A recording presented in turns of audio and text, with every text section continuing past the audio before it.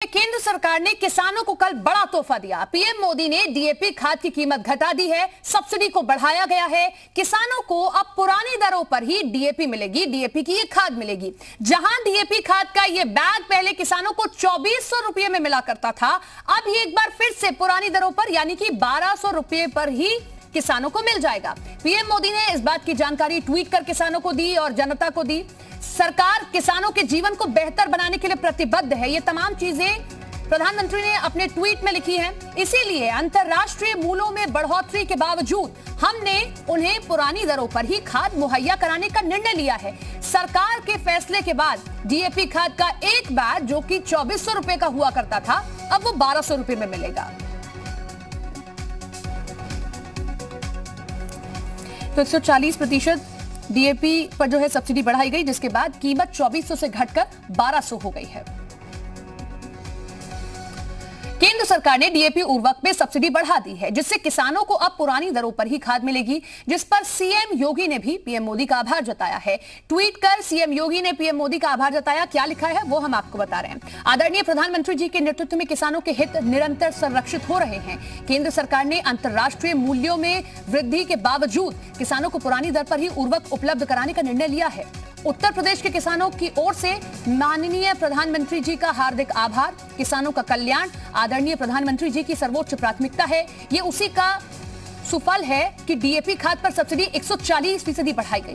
किसानों को डीएपी पर 500 रुपए प्रति बोरी से बढ़कर अब 1200 रुपए प्रति बोरी की सब्सिडी मिलेगी। किसानों को डीएपी का एक बैग 2400 की बजाय अब 1200 में मिलेगा।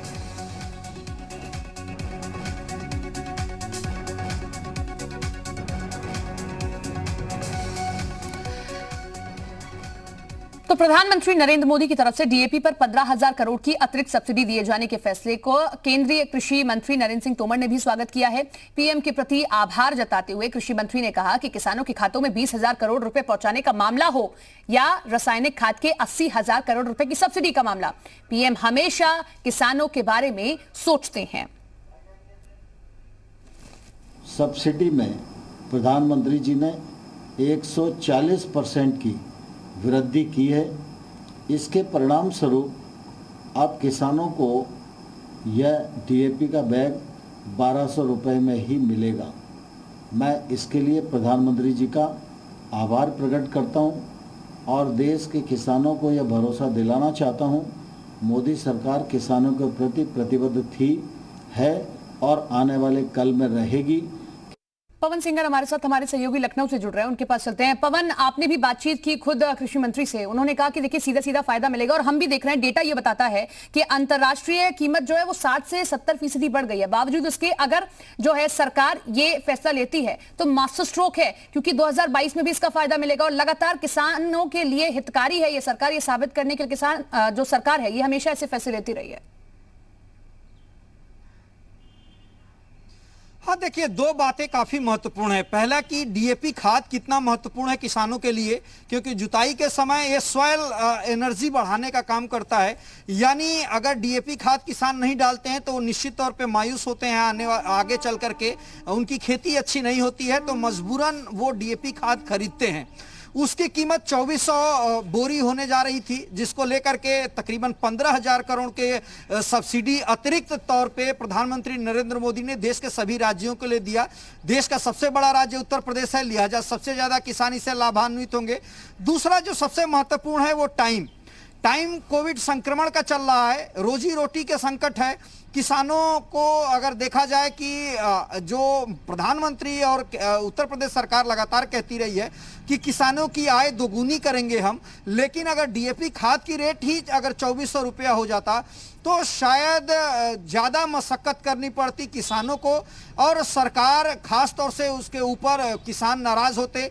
तमाम तरह की बातें अभी से शुरू हो गई थी किसानों के बीच में कि ये सरकार डीएपी रेट को लेकर के कोई बड़ा फैसला नहीं कर रही है, लेकिन उत्तर प्रदेश सरकार की तरफ से बात करें तो उत्तर प्रदेश के मुख्यमंत्री योगी आदित्यनाथ की बात करें, सूर्य प्रताप शाही कृषि मंत्री की बात करी, ये सारे लोग पत्र लिखने के अलावा प्रधानमंत्री से इस बात को लेकर के लगातार बातचीत कर रहे थे, क्योंकि डीएपी खाद का जो फ्लो था वो भी कम हो गया था। यानी पिछले दिनों जब कोविड संक्रमण के दौर में गल्फ कंट्री से रॉ मटेरियल भारत आने का काम होता था, उसमें कहीं ना कहीं बाधा उत्पन्न हुई, और बाधा इसलिए भी उत्पन्न हुई क्योंकि जो कंपनियां हैं वो महंगी रॉ मटेरियल खरीद करके प्रोडक्शन नहीं करना चाह रही थी, क्योंकि 50 से 60% ज़्यादा अगर महंगे रेट पे रॉ मटेरियल खरीद करके और प्रोडक्शन वो करते हैं और दाम 1200 रुपया मिलता तो निश्चित तौर पे उनको नुकसान होता, लिहाजा वो भी असमंजस में थे। और इफ्को ने तो बाकायदा 1900 रुपये के रेट लिस्ट नया जारी करने का भी काम किया था, जिसको लेकर के भारत सरकार के इंटरव्यूइंग करने के बाद आएंगे आपके पास में उप मुख्यमंत्री दिनेश शर्मा हमारे साथ में खुद जुड़ गए हैं। दिनेश जी, कैसे इस पूरे फैसले को आप देख रहे हैं, क्योंकि डीएपी कितना महत्वपूर्ण है किसानों के लिए सभी समझते हैं, एक अच्छा फैसला हम इसे सरकार का कहेंगे? देखिए, माननीय प्रधानमंत्री जी हमेशा कृषि और किसान उन्मुख जितनी भी योजनाएं हैं उन्होंने उसको संपादित किया है। चाहे 6,000 रुपए साल की सम्मान राशि का दिया जाना रहा, वो भी कई हजार करोड़ की राशि को उन्होंने निर्गत करा और किसानों के खाते में सीधे गई। डीएपी खाद का 2400 की जगह 1200 में उपलब्धता हो, इसके लिए जो सब्सिडी दी गई है, मैं समझता हूँ कि भारत के इतिहास में ये अभूतपूर्व कदम है हमारे अन्नदाताओं को राहत पहुंचाने वाला। कोरोना के संक्रमण काल में जब सब लोग व्यथित हैं, ऐसे समय भी कृषि और किसान की जो चिंता है वो माननीय प्रधानमंत्री जी को अन्य सभी लोगों से अलग करती है, और मुझे लगता है कि जल्दी ही वो समय हमारे सामने आएगा जब हम स्थितियों को सामान्य करने की तरफ तेजी के साथ में बढ़ेंगे। आज गांव में घर घर टॉयलेट बन जाएं, आज गांव में सड़कों का निर्माण हो, आज गांव में घर घर गैस के सिलेंडर पहुंचे, गैस का कनेक्शन हो, और हर गांव में बिजली हो, और बिजली के साथ साथ वो 18 से 22 घंटे तक का वहां पर विद्युत की आपूर्ति हो। खासतौर से उत्तर प्रदेश में शहरी क्षेत्र में 24 घंटे और 22 घंटे तक का, 18 से 22 घंटे तक का ग्रामीण क्षेत्रों में हो। ये सारी कार्य योजनाओं को संपादित कराने का श्रेय प्रधानमंत्री जी को जाता है, जिसमें उन्होंने किसानों से वादा किया था कि हम जो किसानों की आमदनी है वो 2022 तक दोगुनी करने का हम लक्ष्य रखा है।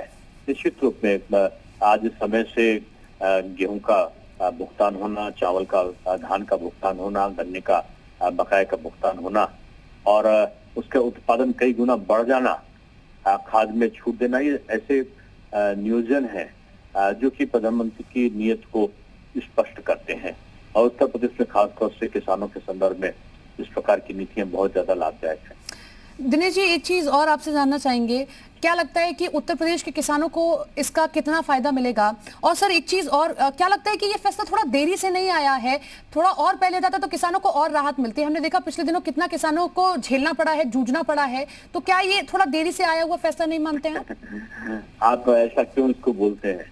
निर्णय लिया है कि पहले तो इसकी चर्चा भी नहीं थी, तो उसमें देर और सबीर की क्या औचित्य है। लोग कल्पना भी नहीं कर रहे थे कि कोरोना के संक्रमण काल में जबकि आर्थिक नियोजन एक चुनौती के स्तरों पे हमारे सामने आया है और आर्थिक संकट होगा, ऐसा सारे शास्त्री बार बार घोषणाएं कर रहे हो, उसके बीच में प्रधानमंत्री जी ने इतना साहसिक कदम उठाया है जी कि सम्मान राशि की भी 4 दिन पहले ही उन्होंने राशि का जो किस्त थी उसको उन्होंने कई हजार करोड़ की राशि को निर्गत किया और तुरंत ही 4 दिन के बाद अन्नदाताओं को, किसानों को उन्होंने डीएपी खाद में 1200 रुपए की जो सब्सिडी दी कि अब 2400 की जगह 1200 की खाद उन्हें उपलब्ध होगी। मैं समझता हूँ कि एक साहसी व्यक्ति ही जो हित चिंतक है किसानों का, वही इस प्रकार के निर्णय ले सकता है। चलिए सर, उम्मीद करते हैं कि यूपी के जितने भी किसान हैं ज्यादा से ज्यादा लाभ उनसे मिले, और वाकई ऐसे समय में कोरोना काल में अगर सरकार ने यह फैसला लिया है, सराहनीय कदम है। बहुत बहुत शुक्रिया आपका जुड़ने के लिए और तमाम जानकारी देने के लिए। तो केंद्र सरकार ने यह बड़ा फैसला लिया, क्या वो बड़ा फैसला है वो हम आपको बता रहे हैं। डीएपी, या एक चीज और आपको बता दें कि डीएपी की अंतरराष्ट्रीय कीमत जो 60 से 70% बढ़ गई है, लेकिन बावजूद इसके केंद्र सरकार ने सब्सिडी लगाई है, जिससे अतिरिक्त भार सरकार पर बढ़ गया है। और कितना अतिरिक्त भार आया वो भी हम आपको बता रहे हैं। करीब 80,000 करोड़ रुपया सब्सिडी के तौर पर खर्च करती थी सरकार। अब आज जो फैसला लिया गया, जो सरकार ने ये बड़ा फैसला डीएपी पर लिया है, अब इससे 14,775 करोड़ रुपए का अतिरिक्त बोझ पड़ेगा सरकार पर। एक ऐसा फैसला भी ये साबित हो सकता है, 2022 में विधानसभा चुनाव है और क्योंकि हम पश्चिमी उत्तर प्रदेश में देख रहे हैं कि बड़ी संख्या में किसान हैं, उनको भी ये फैसला प्रभावित कर सकता है।